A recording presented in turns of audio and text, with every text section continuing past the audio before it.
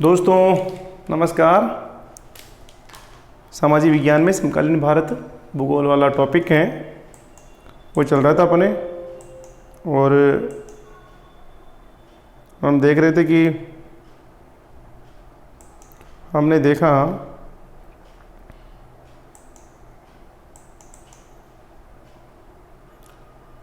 एक मिनट,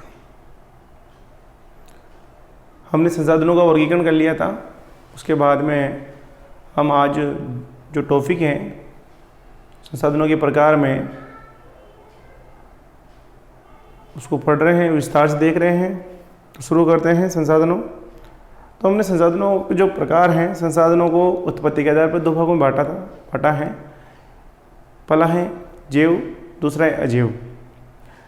वनस्पति जात सभी जीव जंतु जो जैव संसाधन में आते हैं, और चट्टानें और धातुएं अजैव संसाधन के अंतर्गत आते हैं। अब हमने देखा था समाप्यता के आधार पर संसाधनों को हम दो भागों में बांटा है।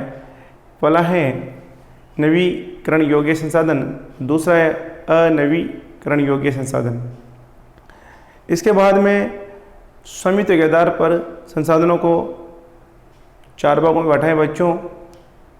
व्यक्तिगत संसाधन, सामुदायिक संसाधन, राष्ट्रीय संसाधन और अंतर्राष्ट्रीय संसाधन। तो हमने व्यक्तिगत संसाधन पढ़ चुके थे। अब आगे चले गया हमारा टॉपिक सामुदायिक संसाधन, यानी कि स्वामित्व के आधार पर हमने देखा बच्चों कि संसाधन को हम चार भागों में डिवाइड किया था स्वामित्व के आधार पर: व्यक्तिगत संसाधन, सामुदायिक संसाधन, राष्ट्रीय संसाधन और अंतर्राष्ट्रीय संसाधन। तो जो पहला जो टॉपिक है व्यक्तिगत संसाधन, ये पढ़ चुके थे। अब चलता है नेक्स्ट सामुदायिक संसाधन। सामुदायिक का मतलब होता है समाज। सामुदायिक का मतलब होता है समाज। अब देखते हैं कि सामुदायिक स्वामित्व वाले संसाधन। तो ये संसाधन समुदाय के सभी सदस्यों को उपलब्ध होते हैं, यानी कि जो ये संसाधन है बच्चों, ये समुदाय के सभी सदस्यों को उपलब्ध होते हैं। गांव की शामिलात भूमि। अब जो गांव की जो शामिलात भूमि होती है, यानी कि पूरे गांव का उस पर अधिकार होता है, जैसे कि चारण भूमि जिस पर गांव के जितने भी पशुधन हैं वह चरते हैं, शमशान भूमि, तालाब इत्यादि। ये सामुदायिक संसाधन है बच्चों, जिन पर गांव के सभी लोगों का अधिकार होता है। और नगरीय क्षेत्रों के, अगर नगरीय क्षेत्रों में बात करते हैं तो नगरीय क्षेत्रों में सार्वजनिक पार्क, पिकनिक स्थल और खेल के मैदान वहाँ रहने वाले सभी लोगों के लिए उपलब्ध हैं। गाँव में तो क्या होता है बच्चों, चारण भूमि है, शमशान भूमि है, तालाब है, इन पर पूरे गांव यानी समुदाय के लोगों का अधिकार होता है।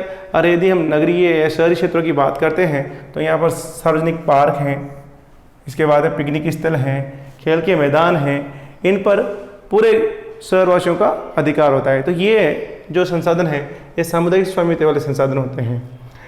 नेक्स्ट राष्ट्रीय संसाधन, जो तीसरा है बच्चों,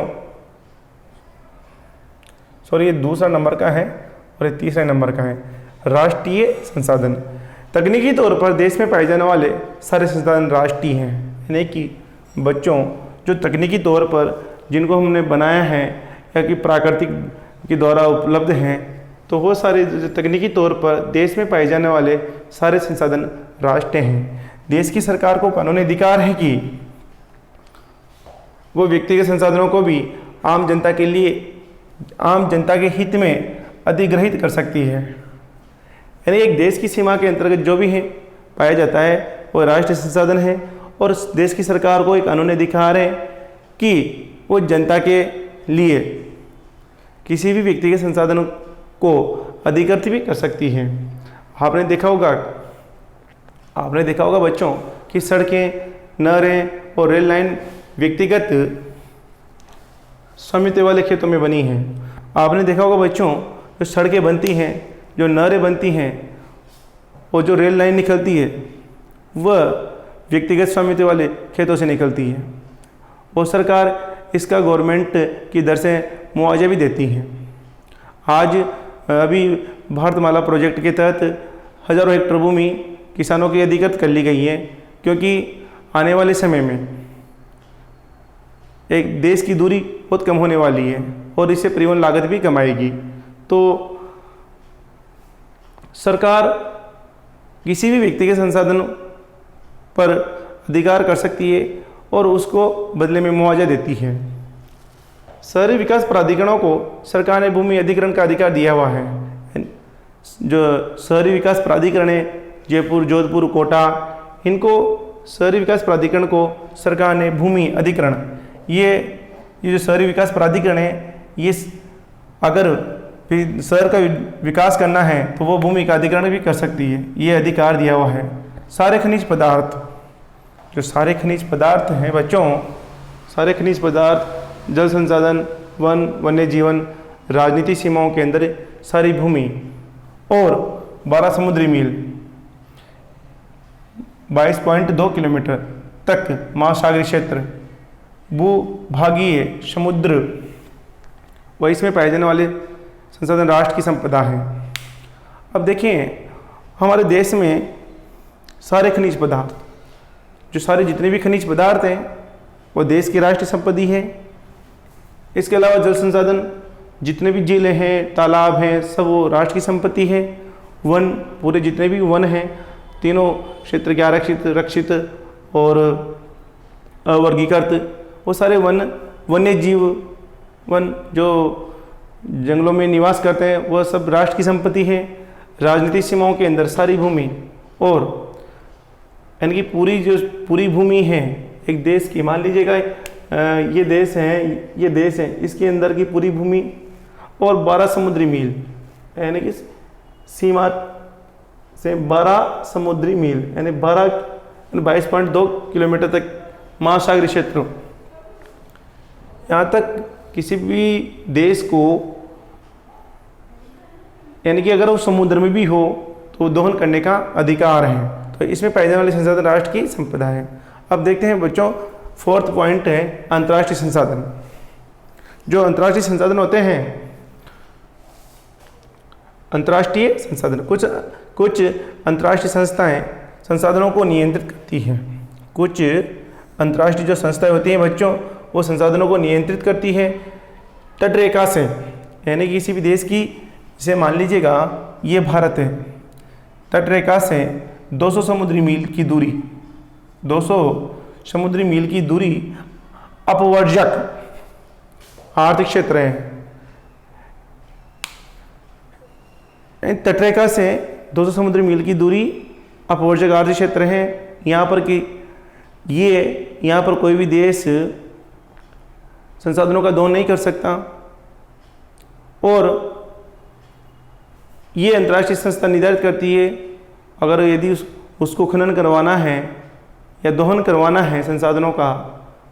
बच्चों, समुद्र के अंदर संसाधन पाए जाते हैं, परंतु इनकी जो निगरानी कौन रखती है? अंतर्राष्ट्रीय संस्थाएं रखती है। तो तटरेखा से 200 समुद्री मील की दूरी या अपवर्जक आर्थिक क्षेत्र है से परे खुले महासागरीय संसाधनों पर किसी भी देश का अधिकार नहीं है। 200 मील की दूरी के बाद में जो खुले महासागर में जितने भी संसाधन पाए जाते हैं उस पर किसी भी देश का अधिकार नहीं है। इन संसाधनों को राष्ट्रीय संस्थाओं की सहमति के बिना उपयोग नहीं किया जा सकता। और जो ये संसाधन है, अंतर्राष्ट्रीय संसाधन, इनका अंतर्राष्ट्रीय संस्थाओं की सहमति के बिना उपयोग नहीं किया जा सकता। अब नेक्स्ट है बच्चों, विकास के स्तर के आधार पर।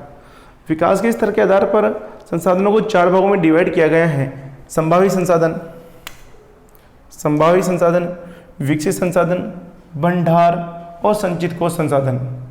ये विकसित जो संसाधन है वो भंडार के अंतर्गत आता है, परंतु हमने इसको अलग डिवाइड करके पढ़ा है। तो संभावी किसके आधार पर? विकास के स्तर के आधार पर। विकास के स्तर के आधार पर हम संसाधनों को 4 भागों में डिवाइड कर सकते हैं। संभावी संसाधन, विकसित संसाधन और भंडार संसाधन और संचित कोष संसाधन। अब देखते हैं सबसे पहले संभावी संसाधन। जो ये वे संसाधन हैं जो किसी भी प्रदेश में विद्यमान होते हैं, यानी कि विद्यमान होते हैं, संभावना है। ये वे संसाधन हैं जो किसी भी प्रदेश में विद्यमान होते हैं, ये वे संसाधन हैं जो किसी भी प्रदेश में विद्यमान होते हैं, परंतु इनका उपयोग नहीं किया गया है,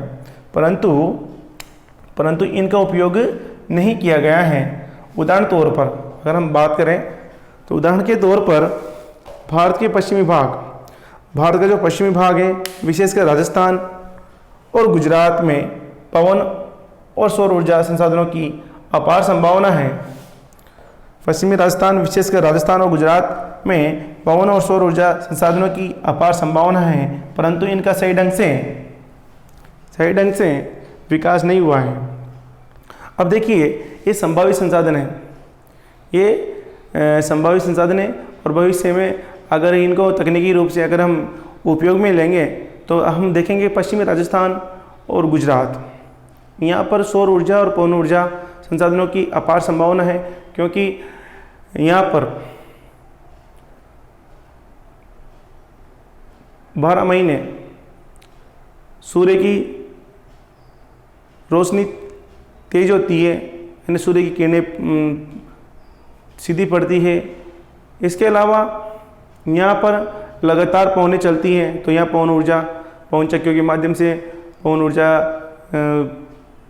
का अच्छा स्रोत है, सौर ऊर्जा का अच्छा स्रोत है पश्चिमी राजस्थान और गुजरात।